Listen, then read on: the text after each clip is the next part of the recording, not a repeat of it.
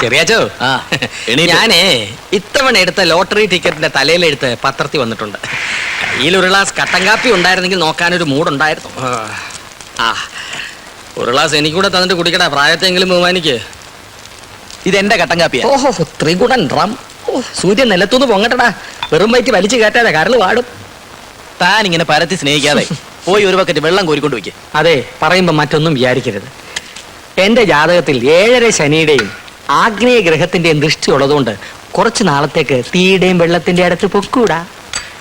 എന്നാ ഇറങ്ങ് വെളിയിലോട്ട്. കട്ടൻ കാപ്പി ഉണ്ടാക്കി ഞാൻ അണ്ണാക്കിൽ ഒഴിച്ചു തരാം. ചെല്ല്.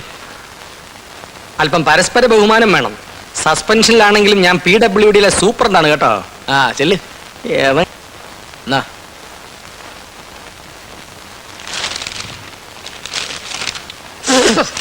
ഇതെന്താടാ കാടി വെള്ളം പോലെ ഇരിക്കുന്നത്? പഞ്ചാരയിലെയും കട്ടൻ കാപ്പി ഇങ്ങനെ. പഞ്ചാര എന്തിയെ? പഞ്ചാര ഇല്ല. ഓമനക്കുട്ടനായിരുന്നു നീ ഇങ്ങനെ കൊടുക്കൂടാ? അതിന് വേറെ മാറ്റി വെച്ചിട്ടുണ്ട്. എനിക്ക് ജോലി ഇല്ലാത്തോണ്ടല്ലേ. ഞാൻ മലപ്പുറത്ത് സർവീസിൽ ഉണ്ടായിരുന്നപ്പോ രണ്ടും കൂടി വന്ന് എന്നെ മുടിപ്പിച്ചില്ലടാ. എന്നിട്ട് എന്റെ ജന്മത്തിൽ പാപഗ്രഹം വന്നപ്പോ നിനക്കൊക്കെ എന്തും ആകാവുന്നോ? ഒരു കാര്യം ഞാൻ പറഞ്ഞിക്കാം, ഞാൻ കട്ടൻ കാപ്പി വെച്ച കട്ടൻ കാപ്പി തന്നെ തരണം. ഇങ്ങനെയൊക്കെ പറയാം. ഞാനാരാ? തന്റെ വേലക്കാരനോ എന്ന് വെച്ചോ. നൈറ്റ് ഡ്യൂട്ടി കഴിഞ്ഞൊന്ന് കണ്ണടക്കാമെന്ന് വെച്ചാ ഈശ്വര, എന്റെ തലയിലെടുത്ത് ഭയങ്കരം തന്നെ. ഗ്ലാസ് ഓമനക്കുട്ടാ, ഇവൻ നിന്റെ ഗ്ലാസ് എടുത്ത് നിലത്തെറിഞ്ഞ് പൊട്ടിച്ചു. മനുഷ്യന് ഒരു പണിയില്ല എന്ന് വെച്ചാൽ ഗ്ലാസ് എടുത്ത് നിലത്തെറിഞ്ഞ് പൊട്ടിച്ച് പണി പഠിക്കാ വേണ്ടത്? ആർക്ക് പണിയില്ലെന്ന്? എനിക്ക് പണിയൊക്കെ ഉണ്ട്. അറിയാം, കണ്ട വെമ്പിള്ളേരെ വളയ്ക്കുന്ന പണി. അതെന്റെ കഴിവാ. കാഷായത്തിൽ പൊറിഞ്ഞ് വന്നിട്ട് ഒരു പട്ടിക്കും വേണ്ടല്ലോ. പ്രായത്തെ ബഹുമാനിക്കണം. ഗ്ലാസ് എറിഞ്ഞ് ഉടച്ച എന്തിനാണെന്ന് പറ. എനിക്ക് ഇനി ഗ്ലാസ് എറിഞ്ഞ് ഉടയ്ക്കാനും വയ്യ, കണ്ടവൻ കുടിച്ച ഗ്ലാസ് കഴുകാനും വയ്യ. ഓമനക്കുട്ടാ, ഇവ അടുക്കള സോപ്പ് പെരുമാറുന്നതിന്റെ മൂപ്പാ. അത് തന്നെയാ. എന്നെ കൊണ്ട് ഇനി അടുക്കള പണി പറ്റിയല്ല. വേണമെങ്കിൽ ഒരു വേലക്കാരൻ ചെറുക്കനെ അന്വേഷിച്ചോണം. ഒരു പങ്ക് ഞാനും തന്നേക്കാം. അത്രേ ഉള്ള പ്രശ്നം. ഒരു മാസത്തിനകം ഏത് വൈകുണ്ഠത്തുനിന്നാണെങ്കിലും ഒരു വേലക്കാരൻ പയ്യനെ ഞാൻ കൊണ്ടുവന്നിരിക്കും. ഒന്ന് തൊള്ള അടക്കി മനുഷ്യനൊന്ന് ഉറങ്ങട്ടെ. തൃപ്തിയായല്ലോ. വരുമാനമുള്ള ഏക ഒരുത്തൻ, ഒരുപോലെ കണ്ണടയ്ക്കാനുള്ള യോഗമില്ല. ഉത്രാടം നക്ഷത്രക്കാരുടെ വിധി പൊതുവെ ഇങ്ങനെ.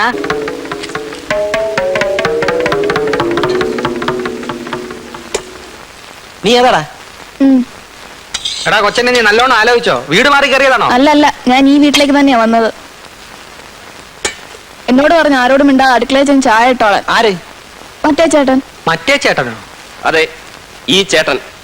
നിങ്ങൾ രണ്ടുപേരും രാത്രിയിൽ അയ്യര് ഉറങ്ങാൻ കിടക്കുന്നു. പെട്ടെന്ന് തൊണ്ട വരളുന്ന പോലെ, നെഞ്ചിൽ ഒരു വേദന.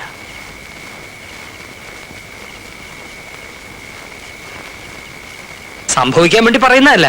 അയ്യർ കാലിയാകാൻ പോകുന്നു. ഒരു ഗ്ലാസ് വെള്ളം വേണം. എന്ത് ചെയ്യും?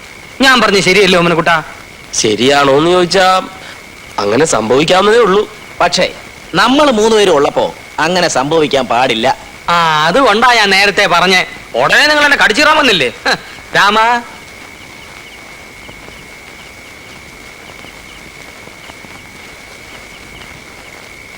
രാമ, നീ പകൽ മുഴുവൻ ഇവിടുത്തെ പണിയൊക്കെ തീർത്തിട്ട് രാത്രി അയ്യരുടെ കൂടെ പോയി കിടന്നോണം. പോത്തുപോലെ കിടന്ന് ഉറങ്ങാനല്ല. നട്ടപ്പകരേക്ക് അങ്ങേർക്ക് വല്ല വിമ്മിഷ്ടമോ ശ്വാസം കൂടെ പറയുന്നത് പയ്യന് മനസ്സിലാകണ്ടേ അയ്യരെ? വന്നാൽ ഉപകരിക്കാൻ വേണ്ടിയാ.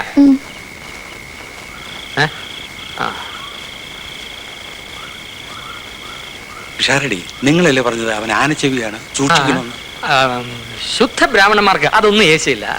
പിന്നൊരു കാര്യം, അവന്റെ 2 കൈകളും ഒന്ന് സൂക്ഷിച്ചു. അതെന്താ? അവന്റെ കയ്യിലിരിപ്പ് അങ്ങനെ. രാമ, നീ ചെല്ലേ. പോ. ഞാൻ ഇവനെ പറ്റി പറഞ്ഞപ്പോ ആർക്കും വിശ്വാസമായില്ല. ഒറ്റ രാത്രി കൊണ്ട് അയ്യർ ഈ പരുവത്തിലായില്ലേ? പിഷാരടിയല്ലേ പറഞ്ഞത് ശുദ്ധ ബ്രാഹ്മണനൊന്നും ഏൽക്കില്ലെന്ന്? ശുദ്ധ ബ്രാഹ്മണൻ അതൊന്നും യേശുവില്ല. അയ്യർ അതല്ല എന്നുള്ള ഇപ്പൊ മനസ്സിലായല്ലോ. ഈ നിമിഷം അവനെ ഇവിടുന്ന് പറഞ്ഞു വിടുന്നതാണ് ബുദ്ധി. അവനെ പറഞ്ഞു വിടാൻ അയ്യാക്ക് ഇത്ര ധൃതി എന്തുവാ? ആരും ധൃതി വെച്ചിട്ട് കാര്യമില്ല. ഒരു മാസം അവൻ ഇവിടെ നിൽക്കും. അപ്പൊ കിടപ്പ് വീണ്ടും പ്രശ്നമാകും. പ്രശ്നമാകില്ല, നറുക്കിട്ടെടുക്കാം. നമ്മുടെ 3 പേരുടെ പേരും ഇതിനകത്തുണ്ട്. അയ്യരെടുക്കട്ടെ. ആരുടെ പേര് വരുന്നോ ഒരു മാസം അവൻ അയാളുടെ മുറിയിൽ കഴിയും. നറുക്കെടുപ്പൊന്നും പറ്റത്തില്ല. അതെന്താ? ഇവൻ ഇതിനകത്ത് നമ്മുടെ 2 പേരുടെയും പേര് മാത്രം എഴുതിയിട്ട് കാണൂ. അത് ശരിയാ. ഒന്ന് വിശ്വസിക്കണേ. എന്റെ പേര് വേണ്ടട്ടോ. അയ്യരുടെ പേരൊന്നും എഴുതിയിട്ടില്ല. അവിടെ ചുമ്മാ ഉണ്ട്. വിശ്വാസമായ കുലിക്കാവല്ല.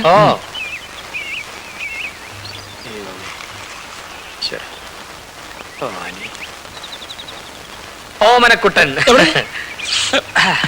ഓമനക്കുട്ടൻ തന്നെ.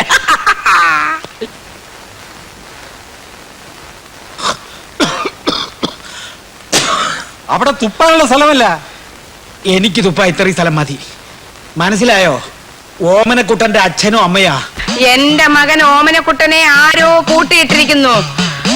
അവൻ അതിനുള്ളിൽ കിടന്ന് അമ്മേ അമ്മേ പൂട്ട് തുറക്കൂ പൂട്ട് തുറക്കൂന്ന് ഉറക്ക വിളിക്കുന്നു. അയ്യോ, ഇതൊക്കെ അവിടെ എങ്ങനെ അറിഞ്ഞു? എങ്ങനെ അറിഞ്ഞുവെന്നോ? മണ്ടക്കാട്ട് ഭഗവതിയെ ഉപാസിക്കുന്നവളാണ് ഞാൻ. എന്റെ മകനെ പൂട്ടിയിട്ടത് ആരായാലും ശരി, അവൻ പുഴുത്തു ചാകും. അയ്യോ, പൂട്ടിയത് ഞാനല്ല. പിന്നെ വേറെ ആര്? പിക്കോ.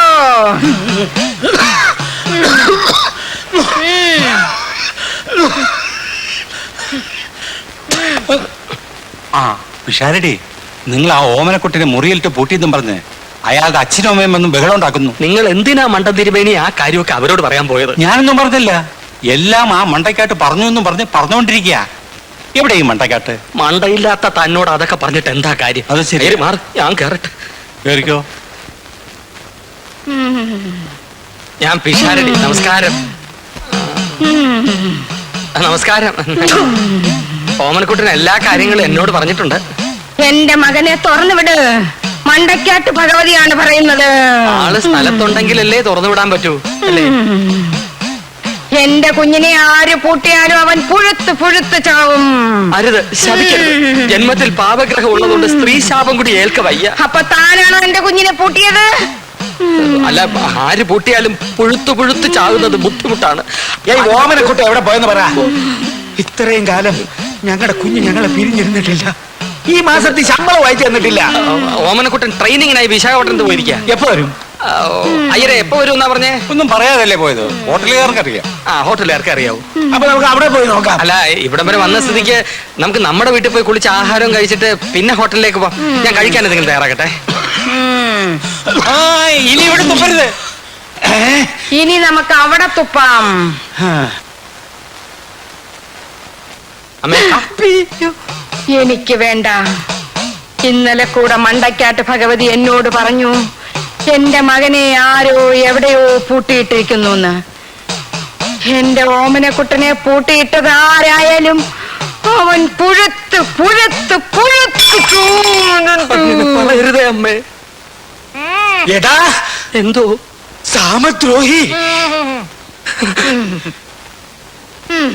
നിന്റെ ഈ കാഷായ വേഷം കണ്ട് നീ ഒരു സംസ്കാരമുള്ളവനാണെന്നാണ് ഞാൻ കരുതിയത്. ഞാൻ സംസ്കാര സമ്പന്നനാണ്. അല്ല, ഒന്നുകിൽ നീ എന്റെ ഭാര്യയെ ശ്വാസം മുട്ടിച്ച് കൊല്ലാൻ ശ്രമിച്ചു, അല്ലെങ്കിൽ നീ അവളെ മാനഭംഗപ്പെടുത്താൻ ശ്രമിച്ചു. അമ്മേ, ഇവിടെ തുപ്പരുത്. ഭഗവാനെ, എന്റെ സമയം ഭയങ്കരം. എന്തെല്ലാം വ്യാഖ്യാനങ്ങൾ.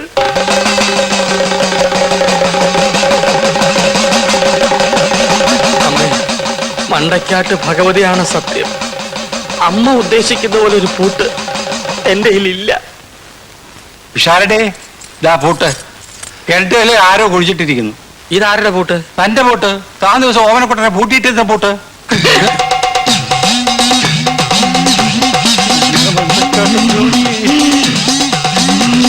അയ്യോ,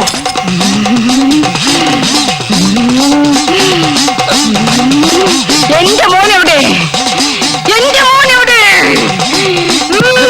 കൊണ്ടുവരാം. 24 മണിക്കൂറിനകം കൊണ്ടുവന്നിരിക്കണം. കൊണ്ടുവരാം. കൊണ്ടുവരുമോ? കൊണ്ടുവരാം. കൊണ്ടുവരാം. കാഷായമിട്ട